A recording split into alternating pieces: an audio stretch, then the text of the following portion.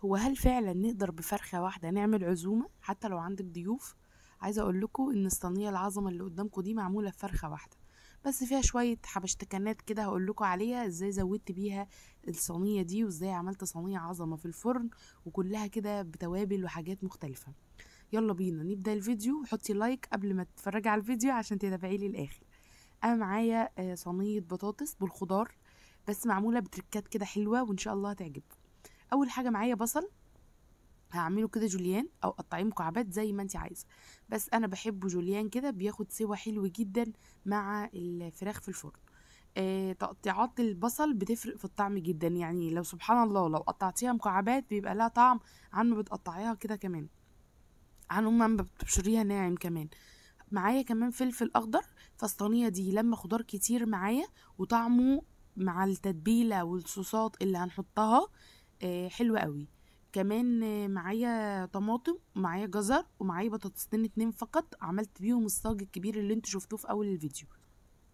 حتى لو انت عندك عزومة فبجد الصينية دي هتشرفك جدا وهيكون طعمها حلو، وكمان بتدخليها الفرن كده وبتنسيها بقى لحد ما مش تنسيها تحرقيها، لا انسيها كده شوية عما تعملي اي حاجة تانية جنبها. مش محتاجة بقى تشغلي البوتاجاز ولا الكلام ده، انتي خلصيها ولفيها كده في فويل وارميها في قلب الفرن جوه. ولو كمان حابة تعمليها في صينية اصغر، لو تعملي كمية حبة صغيرين وتحطيها على الفرن من فوق مفيش مشكلة.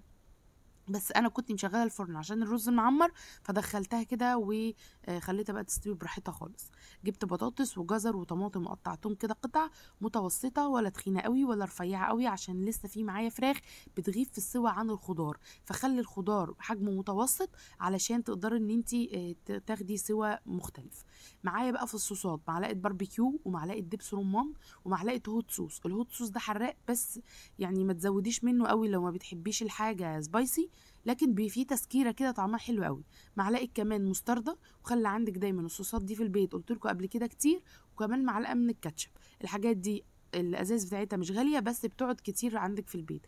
بالنسبه للتوابل حطيت معلقه كبيره كاري، معلقه كبيره من الكركم، انا عامله كميه كبيره فعشان كده حطيت توابل كتير. حطيت شويه من الملح الفلفل والملح، وشويه من البابريكا، وسبع بهارات وحبهان مطحون. بس كده. ببدأ بقى ان انا اغلف، واهم حاجة ان انت تغلفي كل الخضار والبصل بالكمية التوابل والصوصات اللي انت حطيتيها. هتجيبي صاج وتحطي فيه نص الكمية اللي عندك او 3/4 الكمية اللي عندك. وعندي فرخة قطعتها 8 قطع، وعندي شوية كبد وقوانص كنت محوشاهم، واجنحة ورجلين نضاف كده نضفتهم وعنتهم. وكمان شوية يعني لما بجيب فراخ بحوش الكبد والقوانص والاجنحة والرقبه. فبعمل كده كيس كده بيجيلي مثلا على اخر الشهر على كميه الفراخ اللي انا استخدمتها في الشهر، بيجيلي كده كيس بكون مكوناه كده من الكبد والقوانص والاجنحه وكل ده. فبينفع قوي. بحب بقى اعمله ببصله، بحب احطه في كيس حراري، بحب احطه في صينيه بطاطس زي دي. وفي النهايه هي فرخه واحده اللي انا جبتها. يعني انا فعلا بالفعل كان عندي ضيوف في اليوم ده. كانت اخت جوزي، كانت او مرات اخويا مرات اخويا كانت اول مره تزورني. وعملت بقى يعني بقى لنا كام يوم بنعمل كده الوصفات اللي انتوا شفتوها، الجلاش والرقاق والكلام ده. وجيت في يوم جمعت كل الحاجه اللي عندي في الفريزر مع فرخه جبتها وقطعتها وعملت بيها كل الصينيه الحلوه اللي انتوا شايفينها دي. عايزه اقول لكم ان الكميه افضت وفاضت والكبد القوانص استوت جدا. محدش يقول ان القوانص هتشد، لا لا لا. القوانص فعلا، لان الصينيه دي قعدت في الفرن ساعه ونص. القوانص استوت ودايبه دوب بصراحه. يلا بينا بقى ندخل الصينيه دي الفرن. حطيت عليها كوبايه ميه واحده عشان اخد عصاره جوسي كده، وكمان عشان تغلي في الفرن براحتها. وحطيت كمان حوالي 3 معالق من الزيت فقط لا غير، ما حطيتش دهون اكتر من كده. يلا بينا نعمل صينيه رز معمر عظمه. جبت صينيه وحطيت فيها الرز، غسلته وحطيت فيها الرز وشويه من الملح وشويه من الزيت وبقلب كده. واهم حاجه في الرز المعمر عشان يطلع معاكي وشه زي الفلاحي بالظبط، تحطي معلقتين قشطه. تمام. ولو اللبن بتاعك دسم ممكن تستغني عن الخطوه دي. كمان تاني حاجه عشان توصلي للون الحلو بتاع الرز المعمر، ان اللبن يكون بيغلي. تنزلي على الرز لبن بيغلي، حتى لو زودتي ميه زودي ميه سخنه. تمام. والفرن يكون سخن. ادي اللبن سخن اهو. هعوز بقى شويه كمان من الميه، فهحط ميه مغليه. مش هينفع ان انا احط ميه بارده.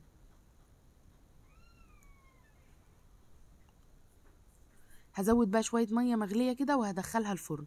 طب بتحطي السمنه امتى؟ اللي متعودين عندي في طريقه الرز المعمر، انا بحط السمنه بعد ما الرز يتشرب. طب ما في ناس كتير قالوا لي طب ما الرز كده طعمه ما بيبقاش سمنه. ده بالعكس، ده بيبقى مفرفر وبيبقى فيه لمعه اكتر، بيشرب السمنه بتاعته كويس جدا. في الاول الرزايه لما بتحطيها من غير سمنه بتشرب كل السوائل. طلعيها بقى بعد ما تاخد لون كده واديها السمنه وهتدعيلي. خلي السمنه في الاخر، بتكون مختلفه الخطوه دي جدا. وكمان بتكون فيها لمعه كده للرز، وطعم السمنه بيبان فعلا فيها. جبت شويه ملوخيه وخرطتهم، شويه ملوخيه حلوين كده، قطفتهم وغسلتهم وبدات ان انا افعل الرخامه اخرطهم. جنب صينيه البطاطس اعملي طبق كده شوربه لسان عصفور، طبق ملوخيه. بيفرق جدا في ترتيب السفره بتاعتك، وبيكون والله العظيم طعمه حلو. جبت بقى مكعب مرق الدجاج حطيته على كميه الشوربه اللي عندي، وكميه الشوربه دي بتختلف على كميه اسمه ايه، الملوخيه اللي انت عاملاها. تقدري ان انت عشان هي ما تسقطش منك او تطلع خفيفه معاكي قللي الشوربه، بحيث ان انا اقدر اعالجها لو هي تقيله. لكن لما بتسقط ما بتعرفيش تعالجيها. تعالجيها ازاي؟ لو هي تقيله بتحطي كبشه شوربه كمان، فبتزودي الشوربه بالراحه تدريجيا للناس اللي لسه بيبداوا ان هم يتعلموا الملوخيه. بعد ما حطيت فصين الثوم في الشوربه ومكعب مرق الدجاج، نزلت بالملوخيه فكيتها خالص وقلبتها كده، ولازم تقلبي في اتجاه واحد. نزلت بقى في طاسه بثوم وكزبره ناشفه ومعلقتين سمنه وشويه من الزيت. وخلي دايما الماده الدهنيه بتاعتك كتيره في الطشه علشان ما تلزقش معاكي وتعمل لك تكتلات كده. ببدأ بقى ان انا انزل بالثوم والكزبره الناشفه على وش حله الملوخيه كده. واول ما تغلي تقلب اول قلبه بقوم قافله، وارجع بعد كده اصبها في الاطباق. وهتشوفوا بقى شكل النهايه في الرز وفي صينيه البطاطس، وقد ايه هي مستويه وحلوه جدا.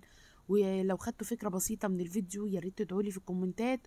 وكمان لو عايزين اي فيديو اعمله لكم او اي طريقه اي حاجه اعملها لكم، يا ريت تكتبوا لي، تعليقاتكم بتفرق جدا. وبجد انا بحب ادخل اقرا تعليقاتكم عشان هي بتشجعني الفيديوهات كتير اعملها. لو لسه بقى متابعاني لحد الان يا ريت تنزلي تحطي اللايك، ولو بتتفرجي على الفيسبوك يا ريت تعملي شير للوصفه علشان توصل لكل الناس. هبدا بقى ان انا اشيل الملوخيه واصبها في الاطباق، وتشوفوا لون وقوام خطير بصراحه. شايفين قوام الملوخيه نازل عامل ازاي؟ واللون اخضر كده، فطعمها فعلا ولونها حلو قوي قوي قوي. هبدأ بقى ان انا اجيب الاكل واحطه على الرخامة. الرز مفرفر، الرز تحفة جدا جدا جدا. انا قعدت اقلب فيه كده عشان اوريهولكوا. الرز مفرفر وفيه لمعة حلوة، وادي صينية الفراخ بالبطاطس وبالخضار حلوة، والصوصات بتاعتها. كان عندي بقى طبق محشي بتنجان حمرته، وكان عندي ملوخية وعندي بتنجان مقلي. دمتم بألف خير ومع السلامة.